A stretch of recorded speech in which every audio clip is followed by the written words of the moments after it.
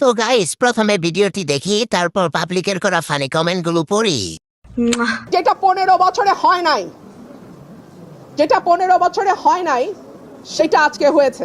क्यों क्या हुई? অলমোস্ট আমার গায়ে ধাক্কা দিয়ে আমাকে ফেলে দেওয়ার চেষ্টা হয়েছে। যেই বিএনপির নেতা কর্মীদের জন্য গত 15 বছর লড়াই করলাম, তারা আমাকে এখন ধাক্কা দেয়।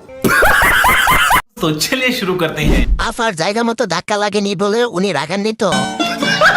রুমিনা খালাকে ধাক্কা দিয়ে গর্ভবতী করার চেষ্টা করেছিল। ধাক্কা থেকে প্রেম হয়, আমি এক নাটকে দেখেছিলাম। আজকে ধাক্কা দিয়েছে, কাল দর্শন করবে আপনার নেতাকর্মীরাই। বিএনপির জন্যই আজ নিরাপদ নয়। নির্বাচন বাদ, আপাতত রুমিনা খালাকে ফুদু পাগলের সাথে বিয়ে দেওয়া হোক। 15 বছরে কোনো মামলা প্লাস জেল না খাতায় একমাত্র খাটকর্মী। দেখে বোঝা যাচ্ছে আবাসিক হোটেল থেকে পালিয়ে আসা প্রাণী।